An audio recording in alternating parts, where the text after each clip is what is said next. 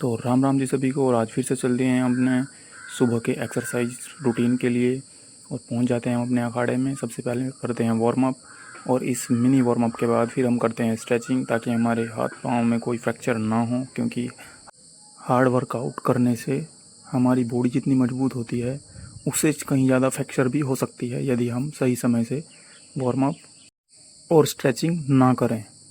जब हमने स्ट्रेचिंग और वार्म अप कर लिया है उसके बाद हम शुरू कर देते हैं अपना वर्कआउट। और इसमें हम अपनी स्ट्रेचिंग के बाद बैक को पीछे की तरफ मोड़कर पूरे फुल तरीके से स्ट्रेच करते हैं और फिर बैक पुशअप्स लगाते हैं और इसे चक्रासन को करके रखें तो इसे हम चक्रासन भी कहते हैं। और चक्रासन के बाद हम शुरू कर देते हैं फुल बॉडी वर्कआउट अर्थात हनुमान दंड।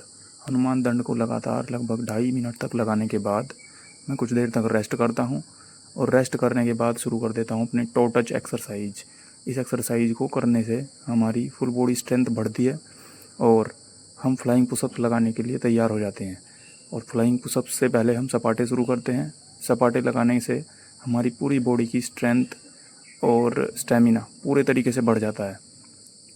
और जैसा कि हम जानते हैं ये हमारी पुरातन काल से चली आ रही एक्सरसाइज है जो हमारे शरीर को लोहे की तरह मजबूत बनाती है।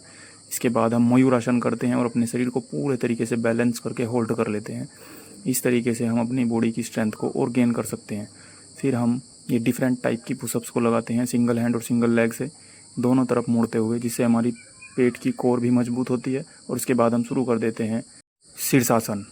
और शीर्षासन करने के साथ साथ मैं अपने लेग्स को बाहर की तरफ खोलते हुए अपने शरीर को बैलेंस करने की प्रैक्टिस करता हूँ।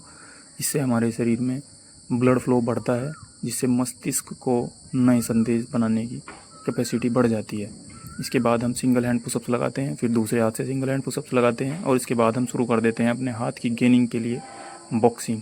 और इस बॉक्सिंग की लगातार 5 मिनट तक प्रैक्टिस करने के बाद खूब पसीना बहाते हैं। फिर हम कुछ देर का रेस्ट लेते हैं और योग ध्यान करने के बाद हम देखते हैं प्रकृति के नज़ारे। जैसा कि आप देख सकते हैं हमारे पीछे का जो मौसम है ये बहुत ही सुहावना है। आज बारिश का मौसम हो रहा था। इसके बाद स्ट्रेचिंग करके हमारी एक्सरसाइज हो जाती है ख़त्म। बोलो जय सिया राम।